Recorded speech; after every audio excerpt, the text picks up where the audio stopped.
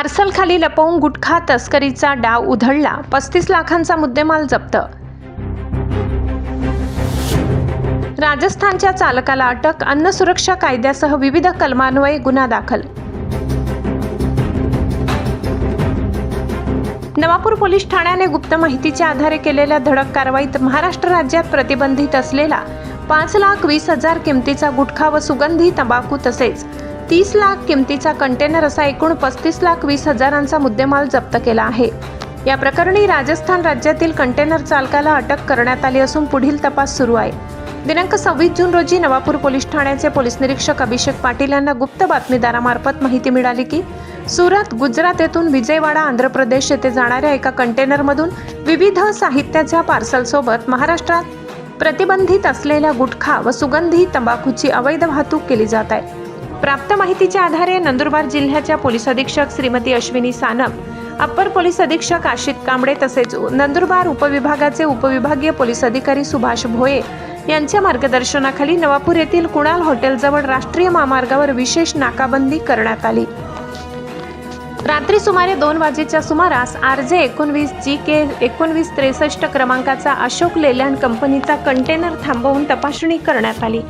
तपासणी दरम्यान विविध साहित्याच्या पार्सल खाली लपवून ठेवलेले 500 नग मेजबान जाफरानी जर्दा तंबाखूची मोठी पॉकेटे किंमत 2,20,000 तसेच सुमारे 300 किलो बिन लेबलचा सुगंधी तंबाखू किंमत 3 लाख असा एकूण 5,20,000चा प्रतिबंधित माल आढळून आला।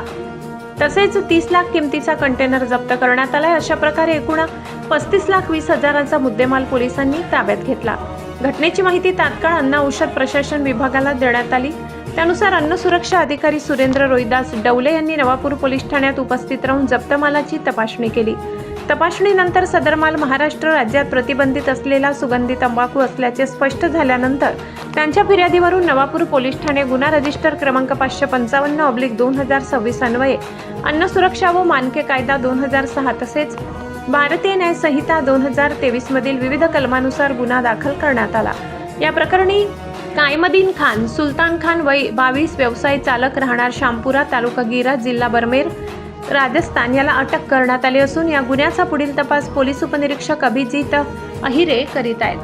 ही कारवाई नंदुरबार जिल्ह्याच्या पोलीस अधीक्षक श्रीमती अश्विनी सानप, अप्पर पोलीस अधीक्षक आशित कांबळे आणि उपविभागीय पोलीस अधिकारी सुभाष भोये यांच्या मार्गदर्शनाखाली पोलीस निरीक्षक अभिषेक पाटील, पोलीस उपनिरीक्षक अभिजित अहिरे, पोलीस हवालदार दिनेश कुमार वसुले, पोलीस हवालदार किशोर वडवी, पोलीस शिपाई दिनकर चव्हाण, पोलीस शिपाई अतुल पानपाटील, पोलीस शिपाई समाधान केंद्रे आणि पोलीस शिपाई संजय गावित यांच्या पथकाने यशस्वीरित्या पार पाडली। विकास वडवी, तापी परिसर न्यूज, नंदुरबार।